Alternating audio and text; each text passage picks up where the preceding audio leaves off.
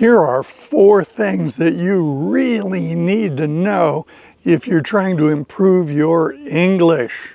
I'm Joseph, this is Input English. If you are going to take on this magnificent quest of learning another language, in this case English, if you're going to invest your valuable time, then we want this process to be effective and efficient. For all of us language learners, when it's all said and done, we want to have learned our language. We want to have established proficiency.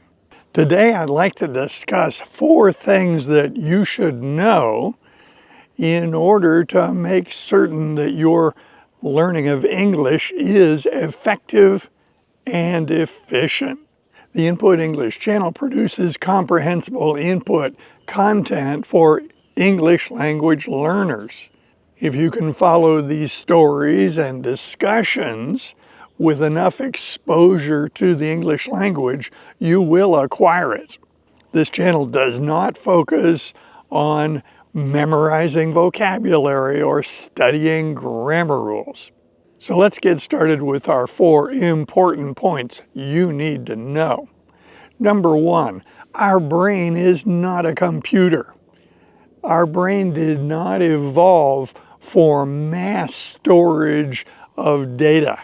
If we operate on the false assumption that our brain is just a storage facility for facts, then our results will not be satisfactory. In the field of cognitive psychology, research shows that the human brain is very good at remembering things, but that memory strength is related to how well the new information is connected with things we already know. If something new we learn is poorly connected to what we already know, we will have trouble remembering it. So if our brain is not a computer for mass storage of information, what is it?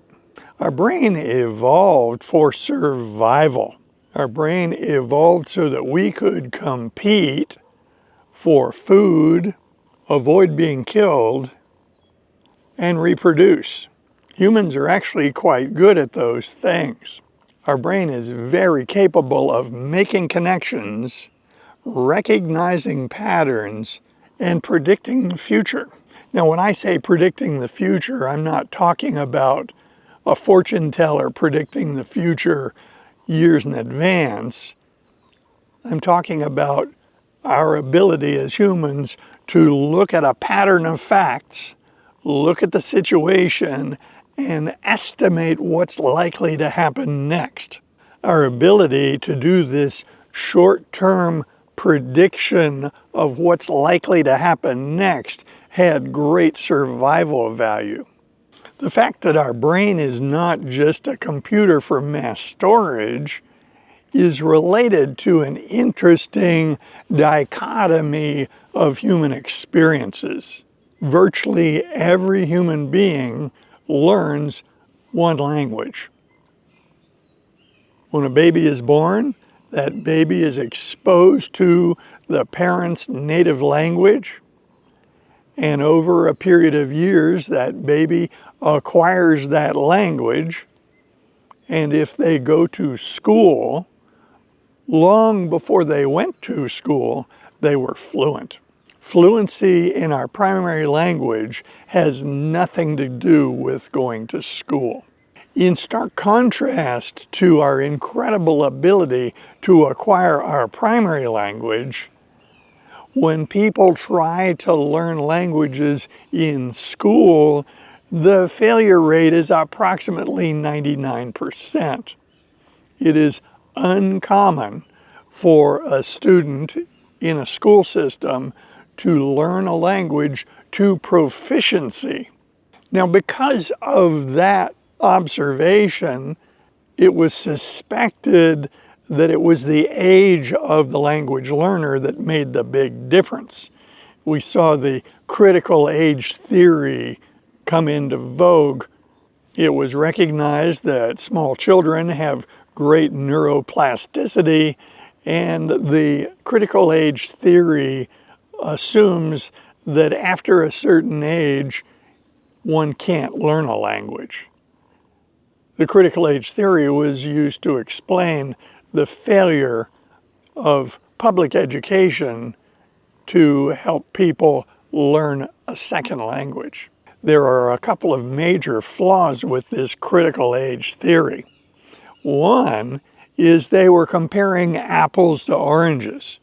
They were comparing the experience of a child who absorbed the language from input from their family and the other people surrounding them during their early development versus people trying to acquire a language by learning its structure, memorizing vocabulary, memorizing grammar rules, memorizing the exceptions to the grammar rules, and trying to figure out how to pronounce words.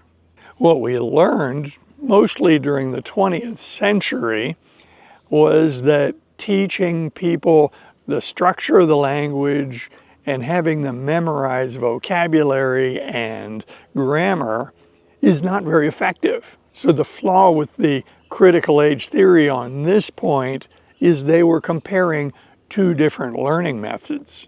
The other big flaw with the critical age theory is it provides us with no benefit. If a person wants to learn a language and they are 30 years old, the critical age theory tells them not to bother, that it won't work. And that's not useful. I would submit that the critical age theory was just a giant roadblock. It's been largely discredited. Instead, we recognize that children do have a great deal of neuroplasticity, but there is no evidence that adults cannot learn languages. One of the interesting flaws with teaching languages by rote methods based on memorization is it doesn't take advantage of the actual structure of the human brain, the actual function of the human brain. In general terms, a human being can focus their attention on one thing at a time. They can keep a half a dozen things in their short-term memory. Education by rote methods requires the person to pay attention to one thing, put it in their short-term memory, and then strive to convert that into long-term memory by repeated drills. This is a very inefficient system, and it doesn't work very well. The reason it doesn't work is because when we take an isolated fact and run it through that process, the connection in our memory is very weak. If we learn the word pelota in Spanish to be equal to a ball, that's just one connection in our brain. It might be enough to get a question right on a test, but it's not enough that you would be able to remember that word when you're constructing a sentence talking to a native speaker a year from now. Those weak connections disappear. We lose the ability to retrieve those facts that we've learned that way. So how did this all come about? How did we get in this situation? We got here because of the Industrial Revolution. In the early 1800s, the Industrial Revolution was taking hold in various countries, and it became clear that these developing industries were going to need workers. Countries, governments, institutions decided to create a massive public education program to produce workers to work in these factories and these businesses. Since these educational systems were funded and managed usually by governments, Accountability was built into their design. They needed to be able to test the students to make sure that they had attained a level of proficiency. Gradually, school systems like what we see today evolved from that necessity to generate workers for the Industrial Revolution. Now that evolution continues, and at this point in developed countries, the educational systems are not only to produce factory workers, but the methods of education in classrooms are still tied to that old-fashioned approach of focusing your attention on one thing, putting it in short-term memory, trying to get it into long-term memory with the goal of test performance a few days later. Long-term ability to retrieve that information is not very good. This is one of the ways classroom language learning fails terribly. So where do we go with this? What's the solution? Well, if you follow this channel, you know what I'm likely to say here: comprehensible input. But there's really more to the story than that. Certainly, comprehensible input is the way we all learned our first language. If you look back in history and examine how people learned before the development of large educational systems, you will quickly discover that much of that learning was based on stories. Information was passed down through generations by stories, fables, myths, songs, and all of this information evolved along with the human brain. This approach to learning with stories goes back to antiquity. It probably goes back to prehistoric times. Most good comprehensible input amounts to stories. Good input includes true stories, fictional stories, and discussions that are very much like stories in their creation. Stories and discussions used for comprehensible input take advantage of the way our brain evolved. Our brain evolved to make connections, to recognize patterns, and predict the future on the short term. So if you're following a story, you automatically are seeing patterns in that story. You're automatically making connections between what's happening in the story and your own experience. A well-told story has the listener or the reader speculating subconsciously about what is likely to happen as the story progresses. This active engagement of the listener is magical for the learning process. In contrast to rote learning that we've talked about, stories can elicit an emotional response.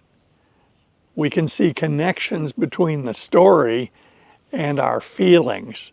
This response is a subconscious response. I would submit that this recruitment of our subconscious into the learning process is important because it gives us a lot more bandwidth for learning. In modern education, the subconscious mind does not get much attention for a very simple fact. It's very difficult to test. You can't quantitate it, but it's still very real. We process information from stories with our conscious mind, but also our subconscious mind. This is important for us to understand metaphors, symbolism, that is, hidden meanings, and the emotional dimension of the story. Stories are also very important for us to get along with each other. Through stories, we learn to consider what other people are thinking, what they are feeling, what their motivations might be, and what their needs might be. Stories support the development of empathy. So now we can recognize that the brain is not a computer for mass storage. Our brain is designed for recognizing patterns, making connections, and short-term prediction of the future. We have recognized that classroom teaching of a language has not been very effective. We recognize that our educational system was developed because of the Industrial Revolution, but that our brain actually evolved for survival. And that's a major disconnect. And we can recognize that ideally, we should not just employ our conscious brain activity to learn a language, but we should recruit our subconscious as well. So with those revelations, where do we go? Well, the answer is hidden right here in plain sight. Comprehensible input. One of the practical problems with comprehensible input is it does not enjoy huge marketing and advertising budgets. There are people using the term online, but you don't see major corporate sponsors. There are no huge marketing campaigns to push comprehensible input. It's much more grassroots. Corporations are not pumping money into efforts to build content for comprehensible input. That gives us an interesting challenge. We have to recognize that comprehensible input is effective, it's worth our time, it will generate the results, but we have to discover it. Then we have to learn how to use it. The way we use comprehensible input is very individualized. One of the important things we learned from Krashen was that self-selection of input is super important. Recall in school, you read what you were told to read. You memorized what you were told to memorize.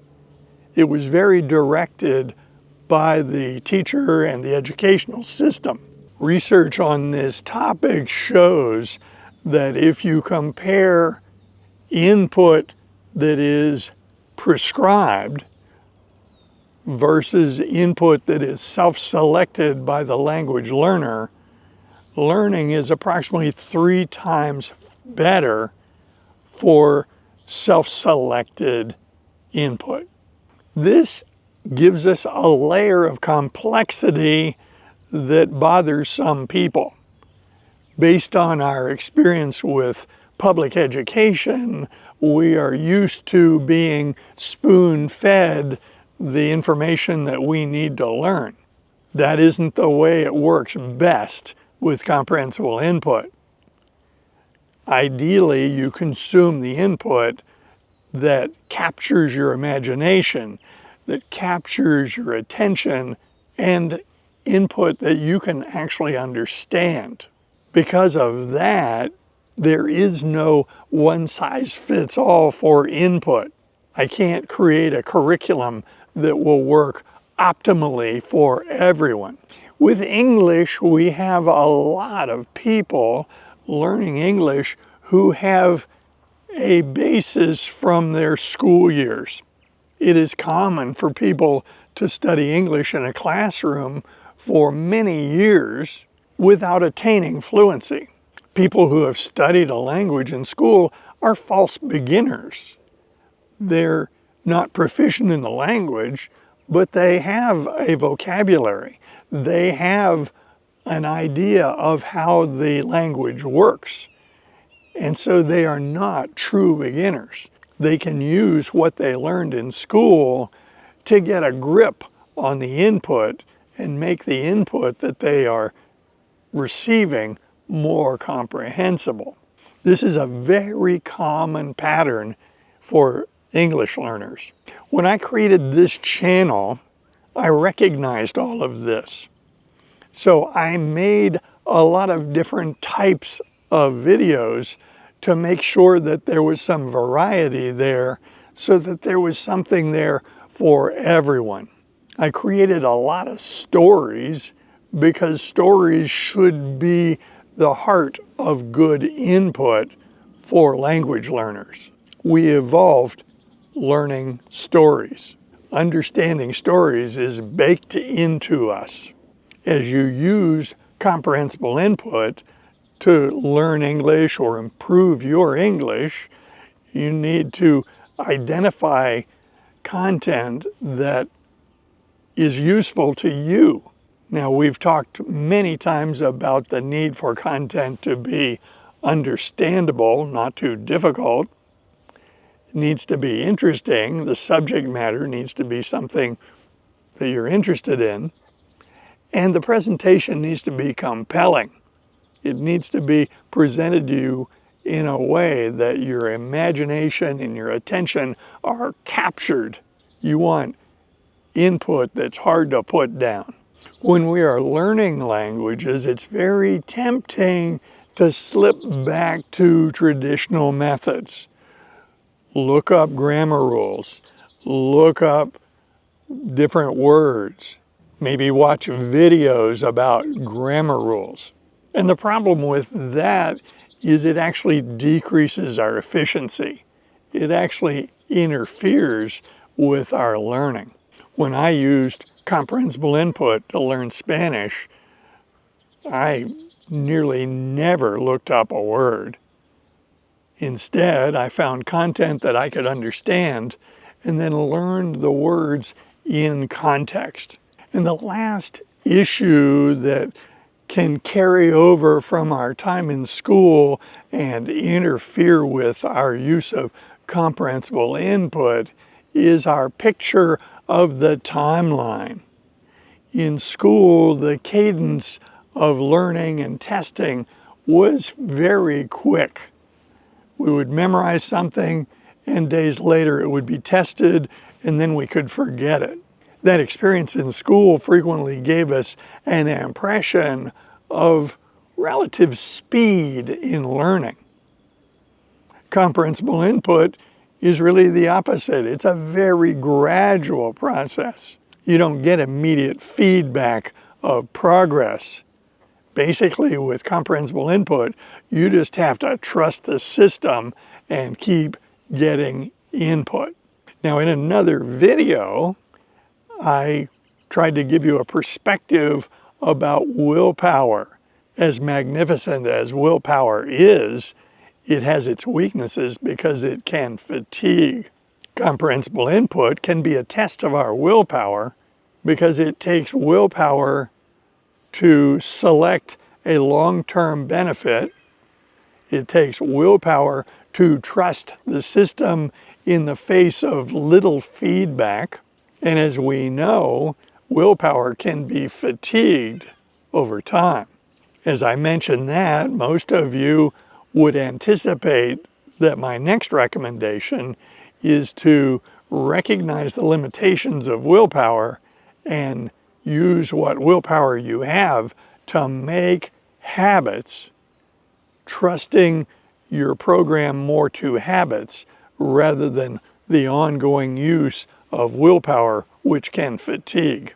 I have done this myself and found it very successful. I invite you to go through the video library on this channel. We now have more than 325 videos for you to use as comprehensible input. A lot of people are making use of that library, going through each video or nearly each video, and frequently watching them more than once. This was a pattern I used learning Spanish. I would watch a video and then a week or two later watch it again.